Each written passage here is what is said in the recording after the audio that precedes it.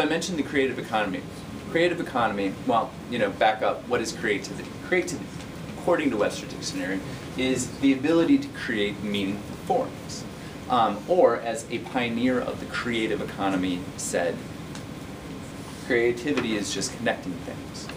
The biggest problem that I see with it is that they are caught up in this sort of short-term, high-stakes race mentality, right? It's a race from one finish line to another finish line. You get the good grade, it gets you the 4.0. You get the 4.0, it gets you the good transcript. Good transcript gets you into UCLA. Ah, nice, I'm in UCLA. Uh-oh, I have really hard classes now. Gotta get the A. Get the A, you get the good 4.0. Lather, rinse, repeat. Hopefully, it all leads up to getting a good job, right? Problem is, things are so competitive now that you're not guaranteed to get that good job right out of college anymore. It's very, very different from the system that your parents went through. It's even different from the system that I went through, which wasn't that long ago. I'm not that old. Because of technology, guys, because of the way that we are connected now, because of the just sheer efficiency with which each person in the workforce is able to work now, things move so quickly. The creative economy is in this constantly accelerating state of change.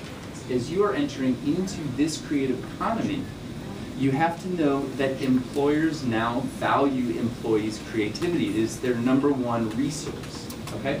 Creativity doesn't work on a 9-to-5 schedule, right? You can't just call it up for the workday, shut it down, go home, and go to bed. It doesn't happen the same way. Therefore, employees are setting more of their own hours. They're working weirder hours, right? They're working from home more often. There are some companies that are even allowing employees now to set their own job responsibilities. Think about that. They create their own jobs. Employers are looking more to employees now for input, since they're the ones on the ground. They're the ones working with the customers. They're the ones working with the products, all that sort of thing, for input into how to make the whole signature experience better. And that's the thing about it, guys, is that it's about the whole experience. It's not just about a product, a good, a service anymore. It's about the whole experience around. You as individuals, when you are ready to go into this job market, have individual value, okay? You have your own body of experience, you have your own skill sets, you have your own personal qualities, all right? The biggest and most important thing here, guys, is that you know what those qualities are, what those skills are, what your individual value is. You and you alone will be able to make connections and come up with new ideas that nobody else will come up with.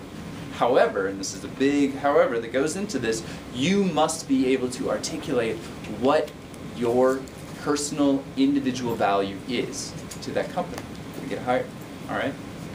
So my big piece of advice is to start really honing your skills of self-reflection. You've got to know what you're all about, okay? School can help you do that. Grades are great. They assess you, but they are not an indication of how much you enjoy what you're doing in school.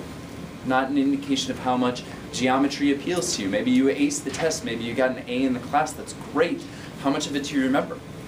How much of it do you even care about anymore? Right? Extracurriculars, on the other hand, are different, right? Colleges want a big list of extracurriculars, and it's because you do them voluntarily. They show, they represent your interests and what you're all about.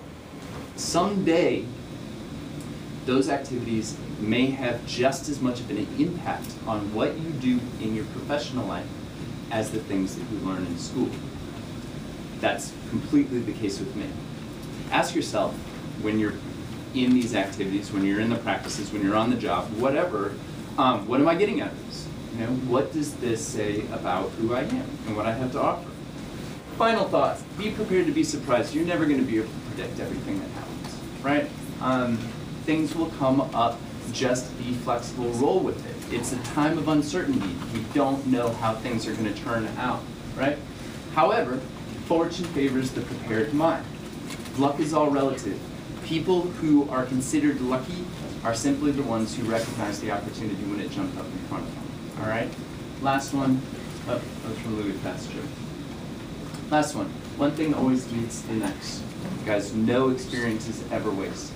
all right? So as you continue on through high school, as you continue on through college, as you move forward with your lives, remember that everything that has come into your experience, even the most crappy experiences, the ones that you swear you'll never do again, that's a learning experience. There's something to gain.